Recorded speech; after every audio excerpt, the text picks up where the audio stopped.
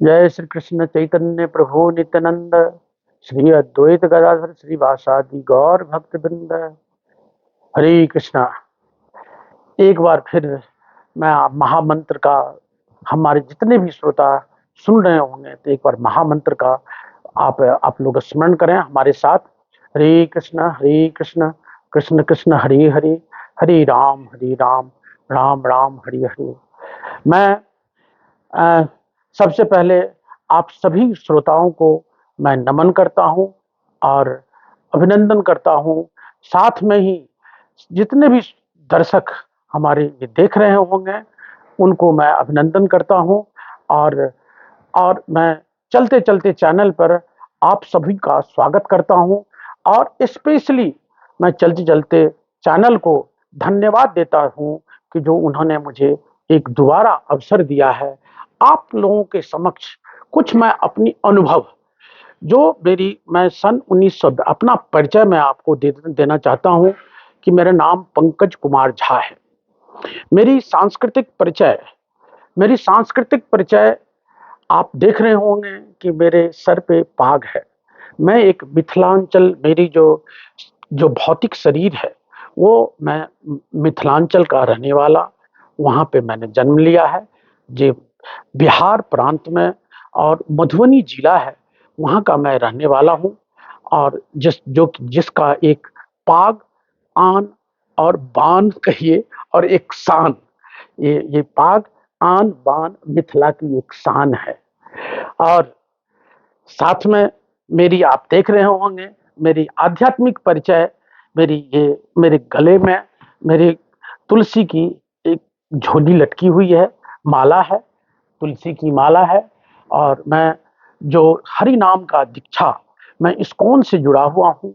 जो मैं मेरे जो मेंटर श्रीमान श्यामानंद प्रभु जी को, जो जिनके माध्यम से मैं इस्कॉन में जुड़ा और मैं अपने गुरु के चरणों में और वहां तक मैं पहुंच पाया।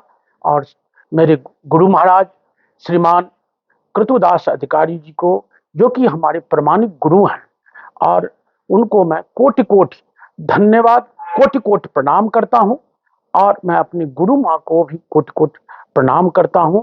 साथ में ही आज का चर्चा का विषय में मैं कुछ ऐसी 9-10 भवनों का, जो हमारी रेजिडेंस, जहां भवनों के कभी वास्तु दोष का अगर कोई उसमें कुछ प्रॉब्लम होती है, वास्तु दोष के हिसाब से नहीं बना रहता है तो घर में थोड़ी सी अशांति, मैं आज आप लोगों के सामने कुछ उपयोगी 9-10 बिंदु पर आप लोगों को बताना चाहता हूं, जो कि ये कंप्लीटली मेरे अनुभव के बेस पे, और जो मेरी अनुभव, मैं 1992 ईस्वी से वास्तु, एस्ट्रोलॉजी, हस्तरेखा में मेरी रुचि रही है।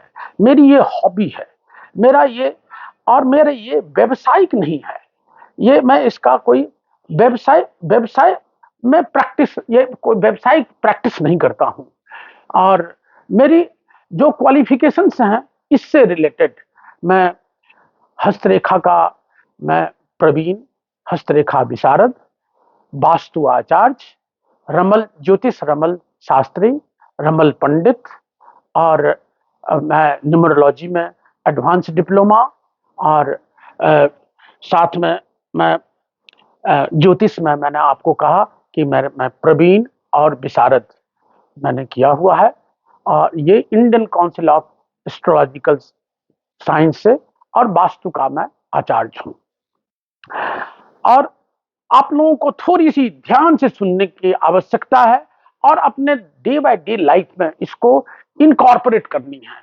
और आप अगर इस 9-10 बिंदु जो मैं बताने जा रहा हूं, अगर आपने सही तरीके से सुनकर और इस पर आपने अमल कर लिया तो आप अवश्य अपने जीवन में समृद्धि समृद्धि समृद्धि, सुख और शांति आप फील करेंगे। आपकी क्रिएटिविटी में कितनी वृद्धि होगी, आपकी, आप जहां कार्यरत हैं वहां पर आपकी पदोन्नति की संभावनाएं प्रबलतम और उच्च हो जाएगी। आप, सबसे पहला पॉइंट, जब भी कभी कभी हम ऑफिस में भी पानी पीते हैं, घर में भी पानी पीते हैं, कभी पानी पीते समय आपका ध्यान रहे, आप कंपास का जरूर उपयोग करें, क्योंकि कभी हम गलती कर देते हैं, जो कंपास हम लगाते नहीं है, हमें दिशा का सही हम निर्णय नहीं कर पाते हैं, तो कंपास का उपयोग कर सकते हैं। आप पानी पीते समय आपका face north east, north east ध्यान रखिए, आपका पानी पीते समय फेस होना चाहिए नॉर्थ ईस्ट, यानी कि उत्तर और पूर्व दिशा की ओर। नॉर्थ ईस्ट क्यों भाई, नॉर्थ ईस्ट क्यों इतना पानी पीने का? हम तो दिन में कम से कम कितनी बार पानी पीते हैं? 10 बार, कम से कम 7 बार, 8 बार, 10 बार। तो पानी पीने के समय में नॉर्थ ईस्ट क्यों? नॉर्थ ईस्ट का जो स्वामित्व है वो बृहस्पति है। बृहस्पति कहा गया गंगा के समान पवित्र है, और भगवान श्री कृष्ण स्वयं कहे हुए हैं गीता में अर्जुन को, और अध्याय 8वां अध्याय में कहे हैं, मैं ग्रहों में कौन हूं? भगवान श्री कृष्ण अर्जुन को कहे मैं ग्रहों में कौन हूं? तो मैं बृहस्पति हूं। देखिए, ध्यान रखिए, पानी पीते समय आपका आपका फेस नॉर्थ ईस्ट में होना चाहिए। दूसरी बिंदु पर मैं चर्चा करने जा रहा हूं। हम मॉर्निंग में ब्रेकफास्ट करते हैं, हम खाना ऑफिस जाने से पहले हम ब्रेकफास्ट करते हैं, उसके बाद हम लंच करते हैं, रात में हम डिनर करते हैं। जितनी बार आप अन्न को ग्रहण करते हैं, तो अन्न ग्रहण करते समय आपका थाली का जो डायरेक्शन होना चाहिए, वो होना चाहिए, जो थाली का डायरेक्शन होना चाहिए दक्षिण पूर्व दिशा में, यानी कि आपको दक्षिण पूर्व यानी कि साउथ और ईस्ट डायरेक्शन में आपकी थाली की डायरेक्शन होना चाहिए। ध्यान रहे, थाली तो आपकी साउथ और ईस्ट में हो गया, लेकिन आपकी फेस ईस्ट में होना चाहिए। और ईस्ट का जो लॉर्डशिप दी गई है, जो लोकेशंस है, वो सूर्य, वो तो गैलेक्सी के लीडर है, और तो भचक्रों के लीडर हैं सूरज देवता को। तो आप देखते ही होंगे, सुबह शाम अगर सूरज ना हो तो आप खाना खाते समय आपका फेस इस डायरेक्शन में होनी चाहिए। तीसरी बिंदु मैं, जो कि हम अक्सर भूल जाते हैं, इसको ध्यान नहीं देते हैं, हम सोते हैं तो कहाँ सो रहे हैं, हमारी क्या नींद पूरी होती है? अगर नींद नहीं होगी तो हमारी ब्रेन की क्रिएटिविटी चली जाएगी।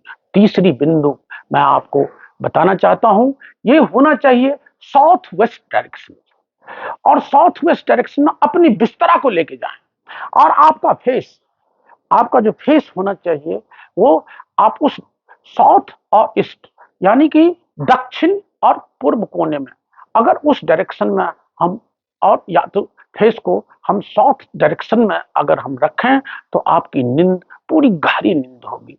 और नींद अगर साउंड स्लिप हो गया तो मॉर्निंग में सुबह सुबह मैं तो फील करता हूं, जिस दिन नींद नहीं होती है तो मैं उस दिन फील करता हूं, थोड़ी इरिटेशन फील करता हूं, थोड़ी क्रिएटिविटी की मुझे उसमें कमियां महसूस होती है। तो आपको गहरी नींद होगी, उस दिशा का, सोने बिस्तरा का आप अवश्य ध्यान रखें।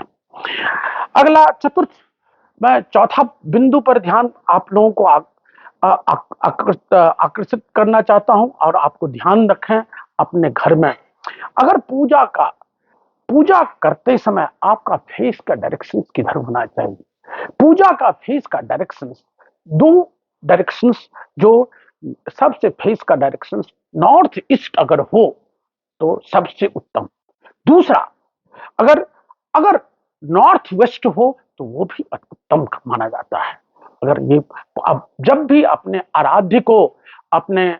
अपने आराध्य को आप स्मरण करते हैं, प्रणाम करते हैं, तो आपकी फेस, आपको फिर से याद, मैं दोबारा रिपीट कर रहा हूं, नॉर्थ ईस्ट डायरेक्शन यानी कि उत्तर और पूर्व की डायरेक्शन में आपका फेस हो पूजा करते समय, और या नहीं तो नॉर्थ, उत्तर और पश्चिम दिशा की ओर, नॉर्थ और west direction, north west direction.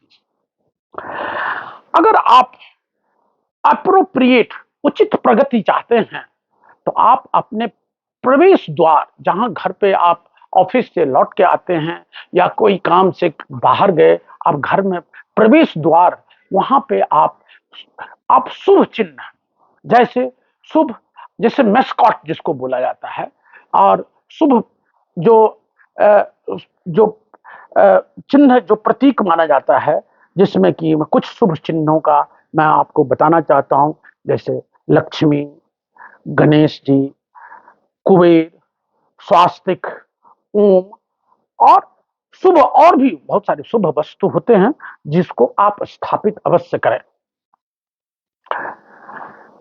अगला, मैं आपके घर में अगर पूजा का स्थान सुनिश्चित ना हो, उस डायरेक्शन में हम क्या करेंगे? कभी कभी लगता है कि अरे यार, हमारे घर में तो पूजा का स्थान तो कहीं सुनिश्चित तो है ही नहीं, तो हम कैसे करेंगे? नहीं, आप ऐसा नहीं, आप करके तो देखिए। क्या करना है हमको?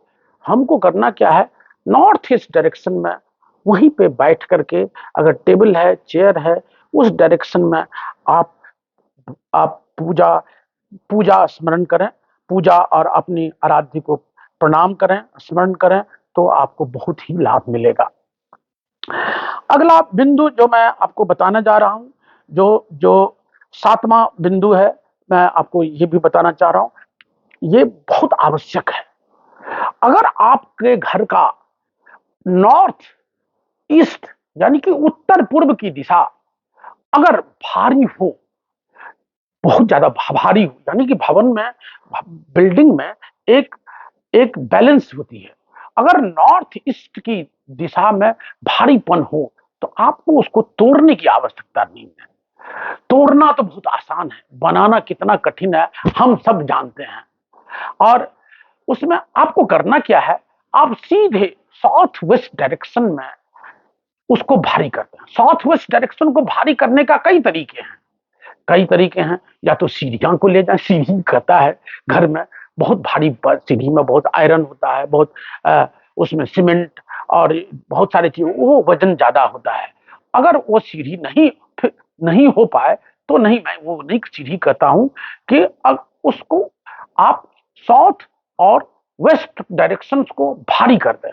भारी कैसे होगी? दूसरा मैं उपाय आपको बताता हूं, एक चबूतरा प्लेटफॉर्म बना दें। अगर आपकी पानी की टंकी इधर उधर कहीं रखी हुई है, तो सीधे पानी की टंकी डाल दो, 500 लीटर का पानी उधर हो गया, और कुछ चबूतरा बना दिया तो उसका भी एक वेट हो जाएगा, जिससे हमारी बिल्डिंग बैलेंस हो जाएगी। ये अवश्य करके देखें एक बार, तो अवश्य निश्चित रूप से आपको लाभ मिलेगा। और एक लाइफ में आप, एक जीवन में आप अपना आपको सफलतम अवश्य फील करेंगे। आप ये, मैं ज्यादा दिन नहीं बोल रहा हूं, जितनी मैं बात बोल रहा हूं करके देखिए। आप, मैं बोलता हूं महीना भर, 20 दिन, 21 दिन करके देखिए, आपको अवश्य इसका लाभ मिलेगा। कभी कभी होता है कि भाई हम परेशान हैं, किस लिए? तो हमारे किचन में दोष है। किचन कहाँ होना चाहिए? तो किचन तो वास्तु शास्त्र के हिसाब से, नियमों के हिसाब से तो अग्निकोना, भाई अग्निकोना कौन सा है? अग्निकोना तो फिर अग्निकोना साउथ ईस्ट, याद रखिए साउथ ईस्ट यानी कि दक्षिण और पूर्व की दिशा में हमारी रसोई होना चाहिए।